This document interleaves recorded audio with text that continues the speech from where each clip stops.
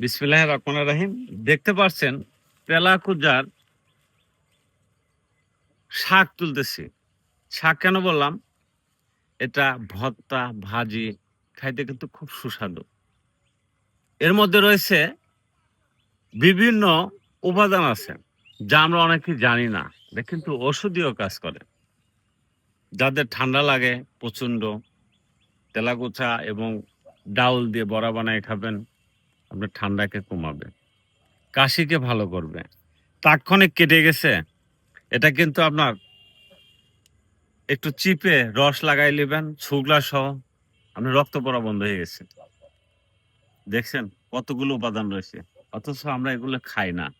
আমিও কিন্তু নিজে উঠাচ্ছি যে কচিগুলো নিয়ে কচিগুলো ছিঁড়ে ভর্তা করে খাবো। বাদ বাকি একটা ছাগল আছে, ছাগলকে খাওয়াবো। ছাগলেও খাইলে কিন্তু খুব উপকার, কিন্তু আমরা অনেকে জানি না।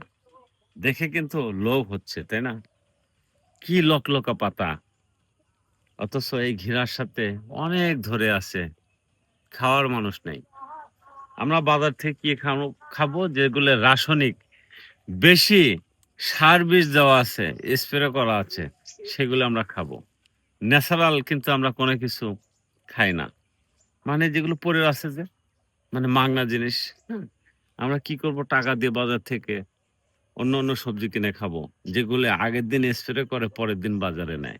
যা খাইলে অনেক সময় আমাদের অ্যালার্জি, শ্বাসকষ্ট, ডায়াবেটিস, অনেক আপনার রোগে আক্রান্ত হয়ে যাচ্ছি আমরা। কিন্তু আমরা যে ন্যাচারাল খাবারটা আসলে আমরা কিন্তু খুব কম খাচ্ছি, তাই না? তবে যাদের বাড়ির আশপাশে আছে, আঙিনাতে আছে, এগুলো আসলে বাজারে কিনতে পাওয়া যায় না। কারণ বাজারে নিয়ে গেলে হয়তো কেউ কিনে খাবে, কিন্তু কেউ হয়তো খাবে না। কিন্তু দেখবেন কত ঝোপঝাড়ে বাড়ির আঙিনাতে এই এত সুন্দর তেলাকুচা আপনার শাক হয়ে রয়েছে। হুম? এই যে কতটা গুণগত মান আছে, একটু ডাক্তারের সাথে পরামর্শ করবেন। সুন্দর পরামর্শ পাবেন যে এর মধ্যে কি আছে, খাইলে নিজের স্বাস্থ্যের জন্য কত উপকারী। অবশ্যই ভিডিওটা ভালো লাগলে শেয়ার করে দিবেন।